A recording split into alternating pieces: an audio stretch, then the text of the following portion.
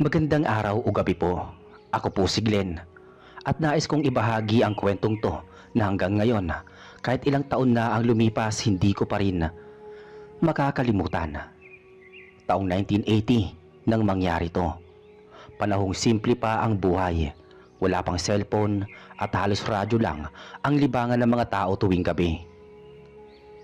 Nagsimula lahat nang magbakasyon kami ng tatlo kong kaibigan, sina Miko, Dante at Gabriela, sa probinsya ni Miko. Sa may bahagi ng Quezon, isang liblib na baryo na napapaligiran ng bundok, ilog at makapal na gubat. Wala pa ron masyadong kuryente noon. Petromax lang at gasera ang gamit sa gabi. "Sigurado ka ba dyan sa plano mo, Miko?" tanong ni Dante habang binabaybay namin ang mahabang daan papasok sa baryo. "Oo naman. Tahimik doon. Pwede tayong magpahinga, uminom at magpalamig sa ilog. Saka may piyesta din sa kabilang baryo. Baka makikain tayo." Si Gabriel tahimik lang, nakatingin sa bintana. "Ang dami palang puno dito, parang gubat." "Totoo. Parang walang bahay, puro kakahuyan. Baka dito nagtatago yung mga aswang na sinasabi sa radyo eh," sabi ko naman. Napangisi si Miko. "Hindi aswang ang sikat dito, Glenn. San Telmo daw. Asul pa nga ang kulay eh." Nagkatinginan kaming tatlo. "Mutya ng asul na San Telmo?" tanong ni Dante, parang nakaramdam ng kilabot. Oo. Sabi ng lola ko, pag may nakita kang apoy na asul na umiikot sa may ilog, huwag mong lalapitan kasi may mutya yun sa loob. Kapag kinuha mo, para kang isusumpa." Napatawa ako noon. "Sumpa agad?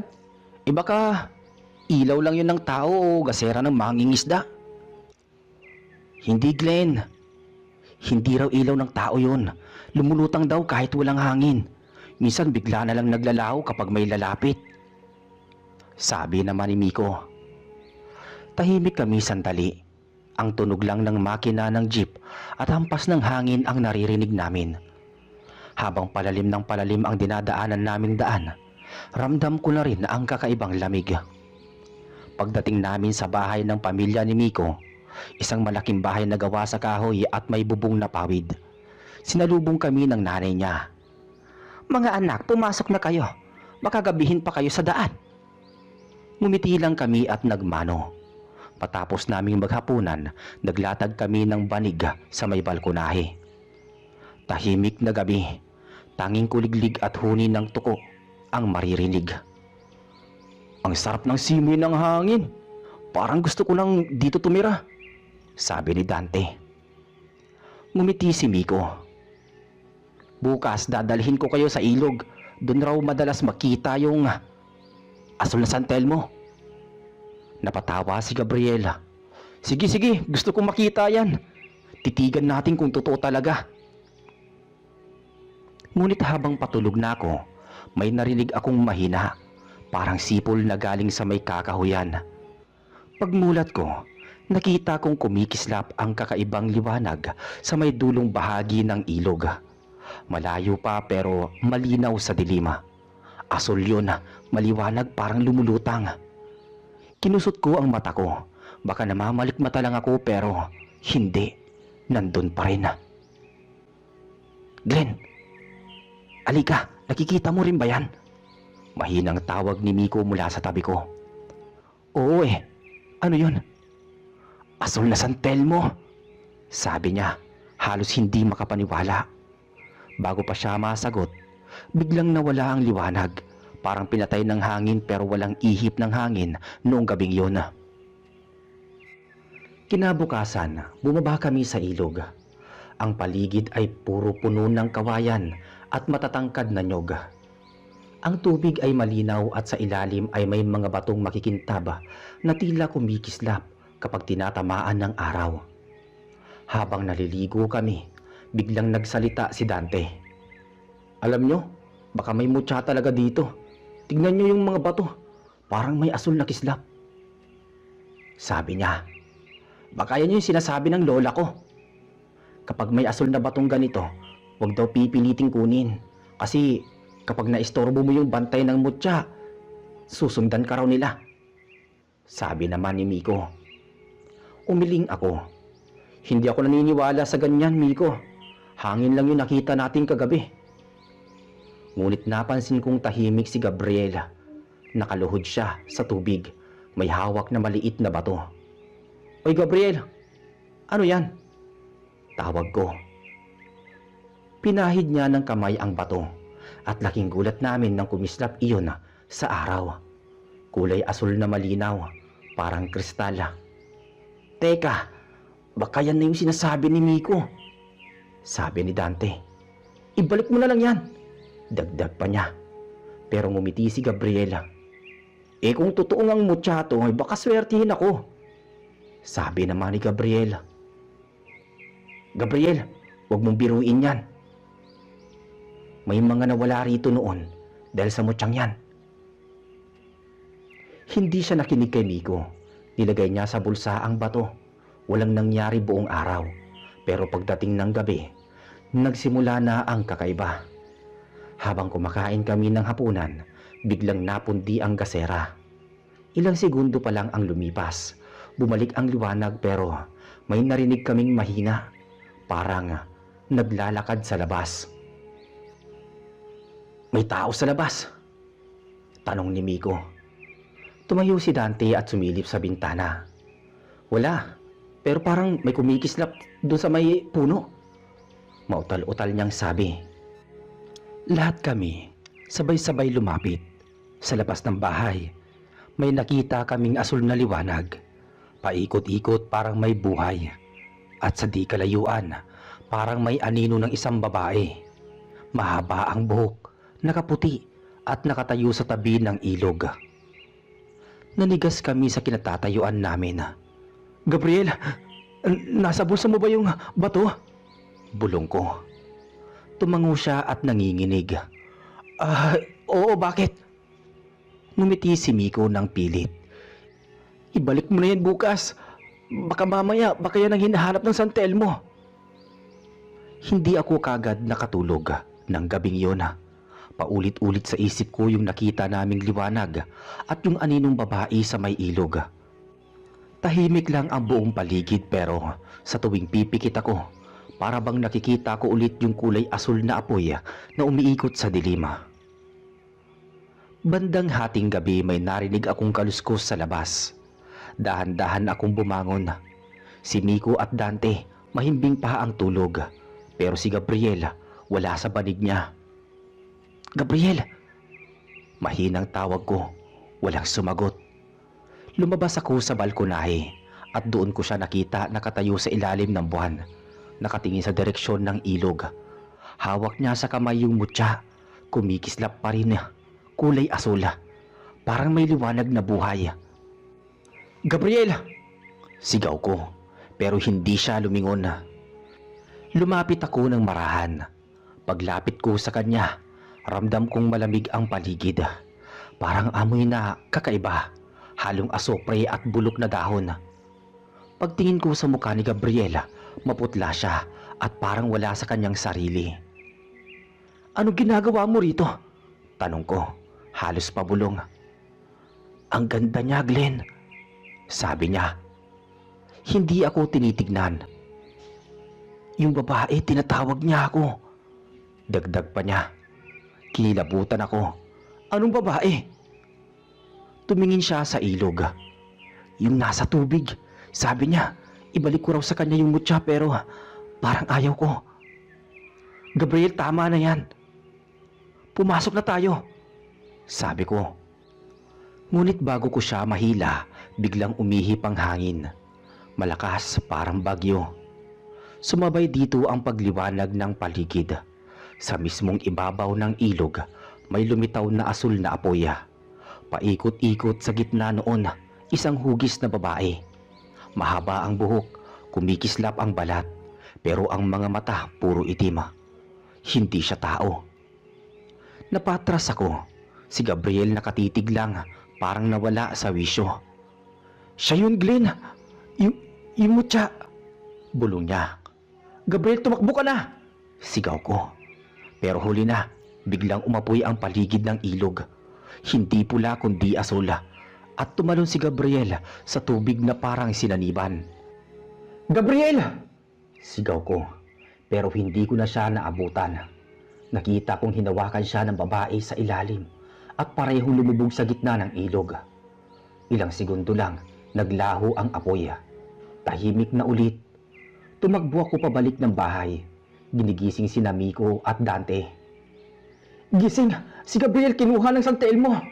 Pati yung gabay nito!" Nagulat sila. "Ano? Anong ibig mong sabihin?" Tanong ni Miko sabay tayo. Dali-dali kaming bumaba, pero pagdating namin sa ilog, wala na si Gabriel. Wala ring bakas ng apoy, tanging kalmadong tubig lang ang naiwan. Parang walang nangyari. Kinabukasan, naghanap kami. Tumawag pa si Miko ng mga taga-baryo para tumulong sa amin. May mga mangingisdang sumisid sa ilog pero walang katawan. Ang sabi ng matandang nanay ni Miko, "Pag kinuha ng Santel mo, hindi na pinabalik." Tahimik kaming tatlo. Si Dante nagalit. "Dapat hindi na tayo pumunta rito kung hindi niya pinulot yung bato." Ngunit bago pa niya tapusin ang sinasabi, biglang lumabas ang isang matandang babae sa may tabi ng daan. Tinutukan niya kami ng tingin. "May dalang sumpa ang mutya.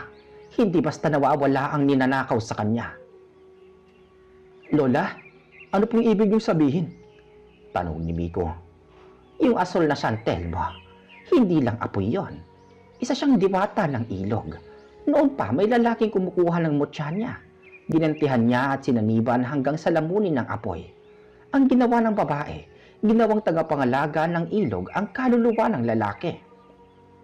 Napatigil kami. "Ibig niyong sabihin, si Gabriel?" Tumango ang matanda. "Isa na siya sa mga bantay ngayon." Hindi kami nakapagsalita. Parang sumikip ang dibdib ko sa narinig. Lumipas ang 2 araw, hindi pa rin kami umaalis sa baryo. Si Miko ayaw umuwi nang hindi nakikita si Gabriel. Pero ramdam naming lahat na wala na talaga siya. Isang gabi habang umuulan, nagising ako sa kaluskos sa labas ng bintana. Paglingon ko, may kumikislap na asul sa dilim. Dahan-dahan akong lumapit at sa labas ng bintana, nakita ko si Gabriela. Basang-basa siya, maputla pero nakangiti. "Glenn, hindi ako masama. Nandito lang ako." "Gabriel, paanong..." Halos mabitawan ko ang gasera. Ngunit bago pa siya malapitan, lumabo ang imahe niya at sa halip na katawan, naging asul na apoy na lang siya. Umikot sa harap ko tapos biglang tumagos sa dingding at nawala. Sumigaw ako. Nagising si Miko at Dante at nakita nila akong nanginginig. "Anong nangyari?" Si Gabriel, nandun sa labas pero apoy siya. Kulay asul." Walang nagsalita. Ang ulan lang ang maririnig. Kinabukasan, pinuntahan namin yung ilog. Sa gitna may lumitaw na maliit na asul na kislap sa ilalim ng tubig. Parang may mata na nakamasid sa amin. "Hindi tayo ligtas dito. Kailangan natin umalis," sabi ni Dante. Pero si Miko ayaw umalis. "Hindi ko iiwan si Gabriel." "Miko, wala na siya. Baka kung bumalik pa tayo dito, tayo naman ang kunin," sabi ko naman. Tahimik siya. Nang dumilim, muli siyang pumunta sa ilog ng palihim. Sinundan ko siya mula sa malayo. Paglapit niya sa tubig, nagsimula na namang sumiklab ang asul na liwanag. Narinig kong bumulong siya. "Gabriel, kung nandyan ka, pakita ka." At doon ko nakita unti-unting lumitaw ang apoy, tapos ang mukha ni Gabriela. Nakangiti pero walang mata. "Umalis na kayo. Hindi niya kayo patatahimikin," sabi ni Gabriela. "Anong ibig mo sabihin?" Sabi ni Miko. "Ang mutya kailangang ibalik, pero kapag ginawa niyo yon, may kapalit."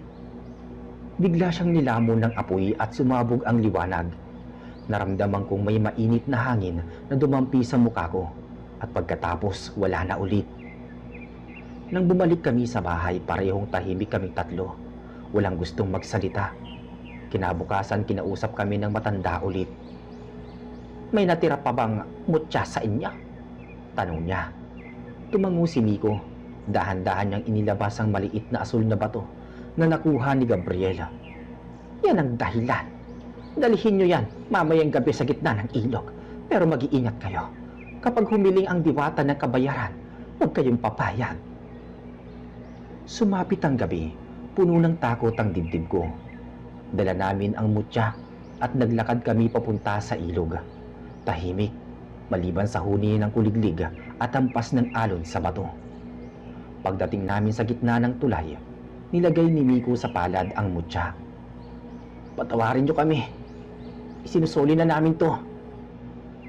Biglang nagliwanag ang paligid. Asul, kumikintab, at sa gitna ng tubig, lumitaw ulit ang babaeng apoy.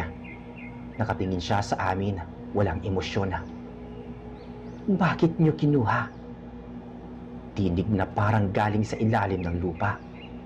"Hindi namin sinasadya. Patawarin niyo kami," sagot ni Miko. Tahimik ito. Pagkatapos nagsalita ulit ang tinig. "May isa sa inyo ang dapat manatili." "Anong ibig mo sabihin?" tanong ko halos mapasigaw. "Para makabalik ang isa, kailangan ng kapalit," sabi ng diwata. Sumigaw si Dante. Hindi kami papayag." Ngunit biglang hinampas ng malakas na hangin ang paligid. Ang mutya lumipad mula sa kamay ni Miko at lumubog sa tubig. Kasabay nito bumuka ang lupa sa gilid ng ilog at may asul na apoy na sumabog paakyat. Narinig ko si Miko na sumisigaw, "Tumakbo na kayo!" Ngunit hindi ko siya naabutan. Sa isang iglap, nalunod siya sa gitna ng liwanag. Pagmulat ko, ako na lang at si Dante ang natira sa pampang. Tahimik na ulit ang ilog pero sa ilalim, may kumikislap na dalawang mutya. Umiikot parang may bagong bantay. Si Dante nakaupo sa tabi ko, nanginginig, namumutla. "Glenn, si Miko kinuha na rin nila," mahina niyang sabi. Hindi ako nakasagot. Parang naputol ang hininga ko. Umuwi kami sa bahay nang walang imikan. Pagdating doon, sinalubong kami ng ina ni Miko, umiiyak. "Nasaan ang anak ko?" Hindi ko masabi ang totoo. Paano ko ipapaliwanag na nilamon siya ng asul na apoy sa gitna ng ilog? "Nawala po siya sa may ilog. Sinubukan namin hanapin pero..." Hindi niya natapos ang pangungusap. Lumipas ang ilang oras, nagsidatingan ang mga taga-baryo. May ilan daw na nakakita ng asul na liwanag kagabi. Malakas, parang may sumabog sa langit. Tapos biglang nawala. Sabi ng mga matatanda, isa na namang kaluluwa ang kinuha ng mutya. Kinabukasan, nagpasya si Dante na umalis na kami. "Ayoko na rito, Glenn. Dinala natin tong sumpa. Kahit saan tayo pumunta, baka sundan tayo ng asul na San Telmo." Pero ako hindi makaalis. Parang may humihila sa akin pabalik sa ilog. Tuwing gabi naririnig ko pa rin yung tinig ni Miko. Mahinang bulong mula sa labas. Nagsasabing, tulungan ko raw sila. Hanggang isang gabi, bumalik ako mag-isa sa ilog. Dalawang mutya ang kumikislap sa ilalim ng tubig. Niluhuran ko yun at halos maramdaman ko ang init kahit malamig ang hangin. "Kung nandyan kayo, Gabriel, Miko, patawarin niyo ako. Sinuli na namin ang mutya. Ayoko nang may mamatay," sabi ko. Biglang nagliyab ang tubig at lumitaw ang diwata. Hindi siya galit ngayong gabi. Tahimik lang, nakalutang sa ibabaw ng tubig. Nakatingin sa akin. "Hindi mo sila kayang bawiin. Pinili nila ang kapalit." "Anong ibig mo sabihin?" "Ang kaluluwa ng kumuha ng mutya ay nakatali sa ilog. Isa pa, ang nagbigay ng bato ay kailangang manatili." Nanlaki ang mata ko. Ako? Hindi akong kumuha, si Gabriel yun." "Ngunit ikaw ang unang nakakita. Ikaw ang tinawag ng apoy noon. Sagot ng diwata. Naramdaman ko nga, umiinit ang paligid. Tumindi ang liwanag ng asul na apoy. Nagsimula akong umatras pero sa bawat hakbang ko, parang humihigop ang hangin pabalik. Hindi ako kasali dito! Sigaw ko. Ngumiti ang diwata at biglang lumapit. Lahat ng nakakita ng mutya, may bahagi na ng sumpa. Paglapit niya, huminto ang lahat. Ang hangin, ang alon, pati ang kuliglig. Parang natigil sa oras. Kung gusto mong matapos, kailangan mong putulin ang ugnayan. Ibalik mo ang dugo sa ilog. Sabi niya. Hindi ko kaagad naintindihan pero nang tignan ko ang paligid, nakita ko yung maliit na kutsilyo na naiwan ng mga mangingisda sa pampang. Dugo? Bulong ko. Isang patak lang para maputol ang sumpa. Sabi ng diwata. Kinuha ko ang kutsilyo at ginuhit ang palad ko. Dumaloy ang dugo, tumulo sa tubig. Sa bawat patak naglalaho ang asul na liwanag. Ang diwata dahan-dahang lumubog hanggang sa tuluyang maglaho. Nang huminto ang apoy, huminga ko ng malalim. Parang gumaan ang paligid. Ngunit pagtingin ko sa tubig, may dalawang mukha akong nakita sa ilalim. Sina Miko at Gabriela. Nakangiti pero unti-unting naglaho. Kinabukasan nagpaalam na ako sa nanay ni Miko. Pasensya na po, wala akong nagawa, sabi ko. Umiti siya kahit namumugto ang mata. Makaganyan talaga ang kapalaran ng anak ko, Glenn. Ang mahalaga, na ibalik niyo ang mutya. Lumakad ako palabas ng baryo, dala ang mabigat na pakiramdam. Habang binabagtas ko ang daan palabas, napansin kong sa tuwing matitignan ko ang ilog mula sa malayo, may maliit na asul na kislap pa ring lumalabas sa tubig. Mahina pero buhay. Hindi ko na alam kung imahinasyon ko lang ba o paalala ng mga nawala. Pero sa tuwing kasapit ang gabi, lalo na kapag umuulan, parang may tinig pa rin akong naririnig mula sa hangin. At sinasabi ng tinig na yun na huwag kong kalimutan ang mutya. Pagbalik ko sa lungsod, ilang linggo akong hindi mapakali. Si Dante biglang nagkasakit. Laging nananaginip na may umaapoy na babae sa tabi ng kama niya. Ako naman, minsan paggising ko sa madaling araw, may marka pa rin sa palad ko. Asul parang paso pero hindi masakit. Makalipas ang ilang taon, binalikan ko ang baryo. Taong 1987 na noon, 7 taon na matapos mangyari ang lahat. Marami nang nagbago, may kuryente na, may mga bagong bahay na yari sa semento. Pero ang paligid pareho pa rin. Tahimik, luntian, at kapag sumasapit ang gabi, madilim pa rin ang daan papunta sa ilog. Bumalik ako hindi para magbakasyon kundi dahil sa isang panaginip. 3 gabi na kasi akong ginigising ng parehong imahe. Sina Miko at Gabriela, nakatayo sa gilid ng ilog. Nakangiti. Parang may gustong sabihin. Lagi kong naririnig sa panaginip ko ang parehong tinig. Sinasabi nilang bumalik ako. Hindi ko alam kung bakit pero ramdam kong totoo yun.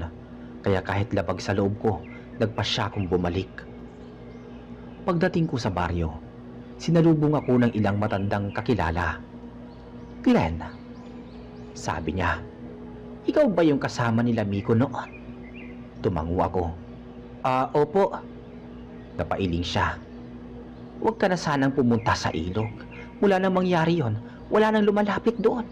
Lahat ng sumubok nagkakasakit o naglalaho. Hindi po ako magtatagal. May gusto lang po akong malaman. Gabi na nang makapunta ko sa dating bahay ni Miko. Nakatirik pa rin ito pero luma na at halatang walang nakatira. Ang mga tabla may amag. Ang pawid butas-butas. Sa loob amoy lumang kahoy at alikabok. Sa sulok ng silid kung saan kami natulog noon, may nakita kong lumang kahon. Binuksan ko at doon ko nakita ang isang lumang larawan. Kaming 4 yun nakangiti sa tabing ilog. Napatitig ako. Hindi ko napansin pero sa dulo ng larawan, may maliit na asul na mantsa. Parang sinadyang markahan. Pinunasan ko pero hindi natanggal. Sa halip kumislap yun. Kinabahan ako. Pag-angat ko ng ulo ko, nakita kong bukas na ang pinto ng bahay. Kahit alam kong sinara ko yun kanina. Lumabas ako at sa di kalayuan may liwanag. Asul na kumikislap sa may kakahuyan. Alam kong iyon na yun. Iyon ang dahilan kaya ako bumalik. Habang papalapit ako sa ilog, ramdam ko ang bigat ng hangin. Parang humahaplos sa balat ko ang lamig. Pagdating ko sa pangpang, nakita kong muling buhay ang ilog.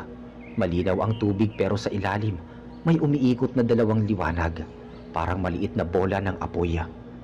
Dahan-dahan akong lumapit. "Gabriela! Miko!" Tawag ko. Walang sumagot pero biglang may bumubula sa gitna ng ilog. Kasunod ng isang anyo, babaeng nakaputi, mahaba ang buhok, lumulutang sa ibabaw ng tubig.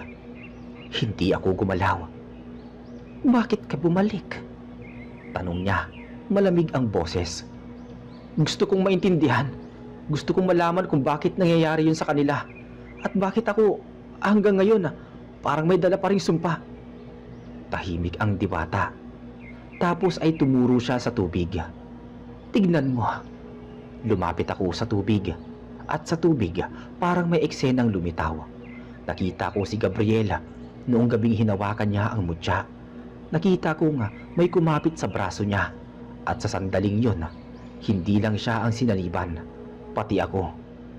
Nakatayo malapit sa kanya, tinamaan ng liwanag ng apoy. Doon ko naintindihan. Bakit ako? Bakit pati ako? Ang mutya ay pumipili ng mga nakakita. Isa ka sa mga nakatali rito. Ang sumpa ay hindi lang para sa kumuha, kundi para sa mga nakasaksi. Gusto kong matapos na to. Ano bang kailangan kong gawin? Sabi ko halos mapaiyak. May isa pang mutya. Ang mutyang nagbubuklod sa tatlong kaluluwa. Isa sa ilalim ng tubig, isa sa hangin, at isa sa apoy. Kapag nahanap mo yon, mawawala ang lahat. Nasaan yon? Tanong ko sa diwata. Ngumiti siya ng mapait. Nasa taong hindi mo pa nakikita simula nang mangyari ang lahat. Wika ng nilalang. Kinabukasan, bumisita ako sa bayan para magtanong. Nalaman kong si Dante na matagal nang umalis ay bumalik din ilang linggo ang nakalipas. Ayon sa mga tao na nanirahan daw siya sa kabilang baryo malapit sa Talahiban, pero bihira daw umalis o lumabas, parang may dinadala. Dahil sa sinabi ng diwata, agad ko siyang pinuntahan. Matagal kong nilakad ang makitid na daan hanggang sa marating ko ang isang lumang kubo na halos nakatago sa mga damo. "Dante!" Sigaw ko mula sa labas. Walang sumagot pero narinig ko ang kaluskos sa loob. Binuksan ko ang pinto at doon ko siya nakita. Si Dante payat na payat. Maitim ang paligid ng mata at parang hindi natutulog ng ilang araw. "Glenn, akala ko hindi ka na babalik dito." Mautal-utal niyang tanong. "Bakit? Anong nangyari?" Tanong ko sa kanya. Umiti siya ng pilit. "Naririnig ko sila gabi-gabi. Sila Miko at si Gabriel. Tinatawag nila ako. Akala ko ako lang ang sinusumpa. Pero ngayon nandito ka." "May sinabi sa akin yung diwata. May isa pang mutya raw. Kailangan nating hanapin yun para matapos na to." Umiti siya ng malamig. "Hindi mo na kailangang hanapin, Glenn. Nasa akin ang mutya." Napatigil ako. "Anong ibig mo sabihin?" Dahan-dahan niyang iniangat ang kamay niya. Sa palad niya may maliit na bato. Kulay asul pero mas madilim kaysa sa nauna. "Kinuha ko to nung araw na sinubukan nating ibalik yung una. Akala ko kung meron akong mayuwing isa, hindi na tayo masasaktan. Pero mali ako." Lumapit ako. Gusto kong agawin pero bigla siyang umatras. "Wag, Glenn. Kapag hinawakan mo to, baka ikaw naman ang kunin. Tanggalin mo na yan. Isoli na natin." Sabi ko. Umiling siya. "Hindi na pwede. Nakaugat na to sa akin. Tuwing sinusubukan kong itapon, bumabalik sa kamay ko. Parang parte na ng katawan ko. Tumingin ako sa mata niya at doon ko nakita may liwanag na asul sa ilalim ng kanyang balat. Dante, may apoy sa loob mo. Tumulo ang luha niya. Alam ko, at tuwing gabi nararamdaman ko itong umiinit. Parang gusto niyang lumabas. Biglang lumakas ang hangin.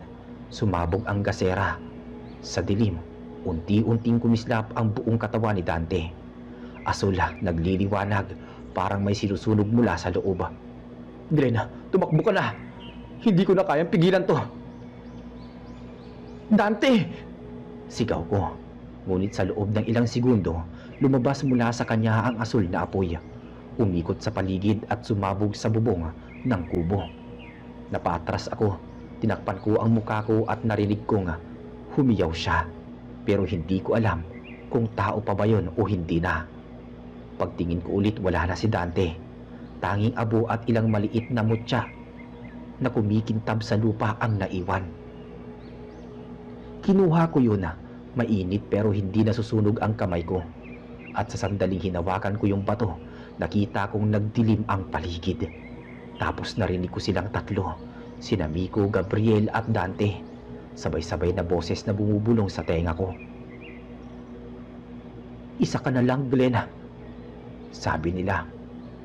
Nangilabot ako. Binitawan ko ang bato pero dumidikit ito sa balat ko.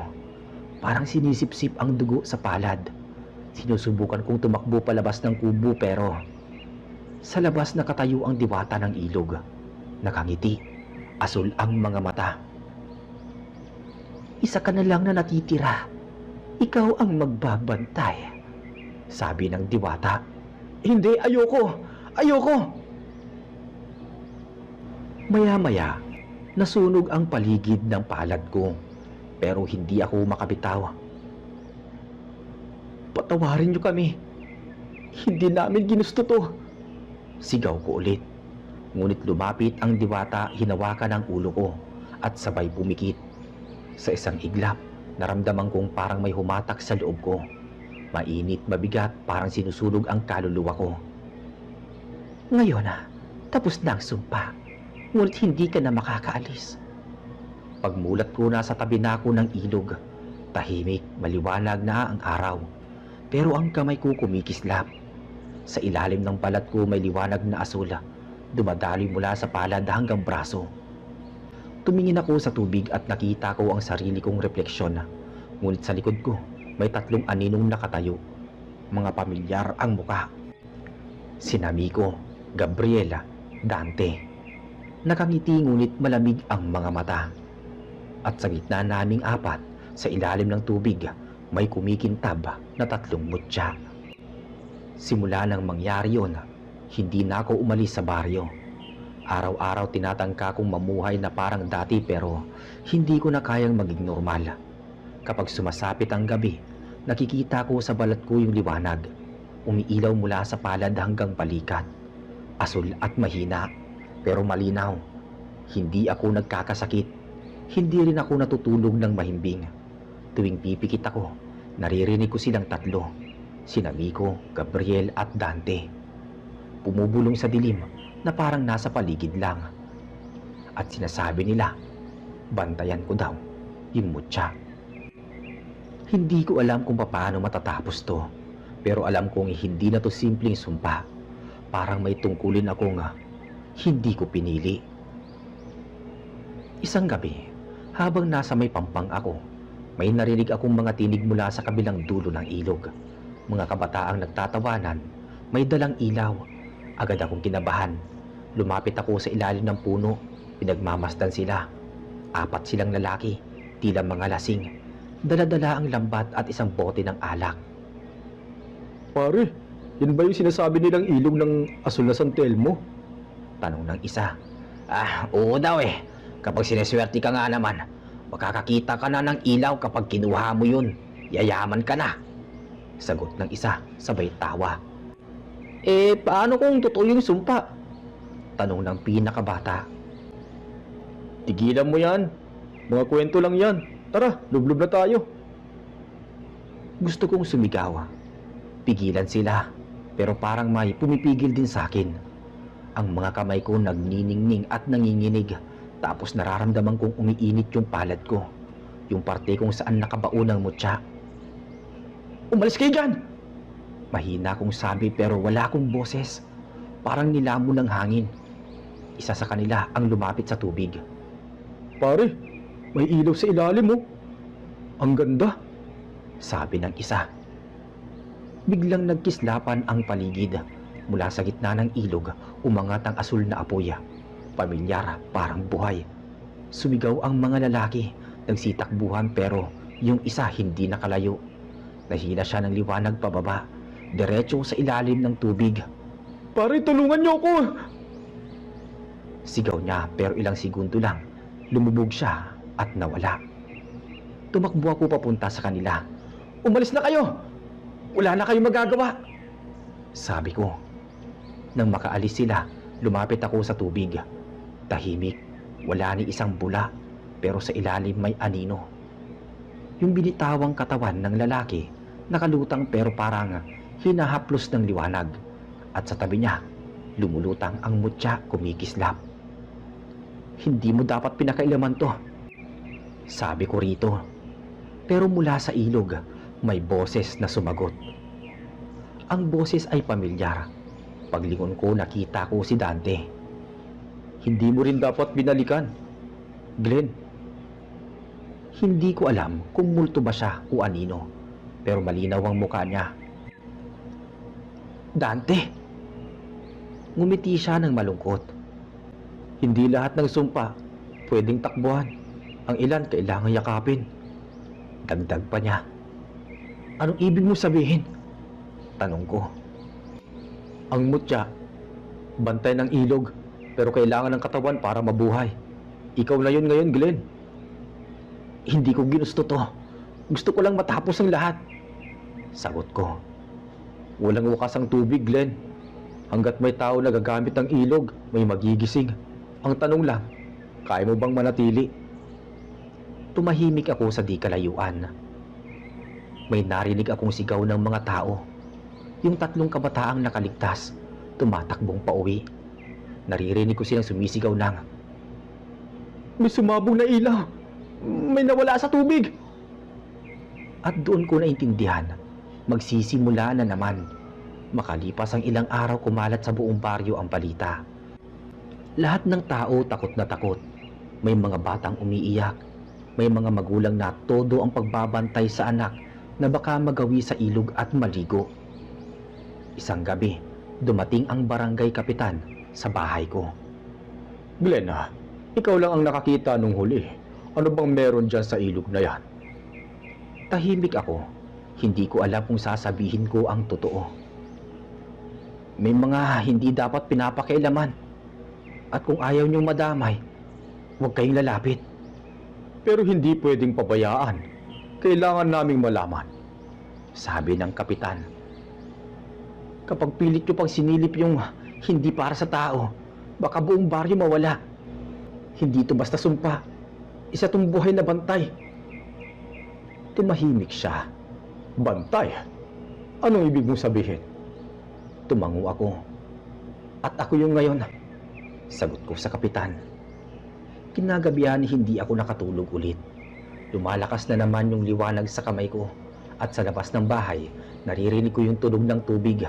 Parang may naglalakad sa ibabaw ng ilog. Paglabas ko, nakita ko silang 3. Sina Miko, Gabriel at Dante. Nakatayo sa gitna ng tubig. Nakangiti parang naghihintay. At sinasabi nilang, meron pa daw darating. "Sino?" Gumiti si Gabriela. "Ang naghahanap ng kapalit, Glenn." Hindi ko pa man naintindihan ang ibig nilang sabihin, biglang may liwanag na lumitaw sa kabilang pampanga. Isang grupo ng mga tao, may daladalang kamera, mikropono at flashlight. Narinig ko ang isa at sumigaw. "Mga kababayan, dito raw makikita ang tinatawag na asul na San Telmo ng barangay na to." Mga taga Maynila. Mga tao mahilig sa mga iba't ibang adventure. "Hindi nyo alam ang pinapasok nyo," sabi ko. Bumalik ako sa loob ng bahay pero nanginginig ang kamay ko. Alam ko nga, kapag lumapit sila sa ilog, may mangyayari. At kapag may nangyari ulit, ako ang may kasalanan. Pagbalik ko sa pangpang, naroon na sila. Nag-aayos ng ilaw, tinatawanan ang mga kwento ng mga taga-baryo. Pare, baka bulto lang ng kwento to eh, sabi ng isa. Pero nang sinindihan nila yung flashlight, biglang sumalubong ang asul na kislap sa gitna ng tubig. Uy, may ilaw nga! Sigaw ng isa na may hawak na kamera. Kunan mo, kunan mo! Dagdag pa ng isa. Bago pa man sila makalapit, naramdaman kong nag-init ang palad ko at biglang sumabog ang hangin. Naglaho ang ilaw ng kamera at sa gitna ng ilog, tumindig ang apoy. Mas malaki, mas maliwanag kaysa dati. Tumakbo na kayo! Sigaw ko, pero huli na. Isa sa kanila nahila ng liwanag at sa isang iglap naglaho. Sumigaw ang mga tao nagsitakbuhan. Ako lang ang naiwan. Lumapit ako sa ilog, lumuhod at pumikit. Kung ito na ang parte ko, tanggap ko. Basta tapusin nyo na. Ngunit may boses na sumagot, yung diwata. Hindi matatapos hanggat may nakakakita. Ikaw ang mata ng mutya ngayon, Glenn. Hanggat ikaw ay nandito, hindi matatapos ang apoy. Simula noon ako na ang tinatawag ng mga tao bilang bantay ng ilog. Wala nang lumalapit pero tuwing gabi, nakikita pa rin ang asul na liwanag sa tubig. Minsan may mga dayong dumarating, mga turista, mga mapanuri, at kapag hindi nakinig, nawawala sila sa gabi. Walang nakakaalam kung nasaan ang katawan nila, pero ako alam ko, nasa ilalim ng tubig. Buhay pa pero walang kaluluwa. At sa tuwing tinitingnan ko at tumitingin ako sa tubig, nakikita ko yung mukha nila. Nakangiti pero malamig, kasama sina Miko, Gabriel at Dante. Sa ngayon nananatili pa rin ako dito. Hindi ko alam kung hanggang kailan, pero alam kong habang buhay ako, dito rin ako bantay ng mutya. Bantay ng asula na San Telmo.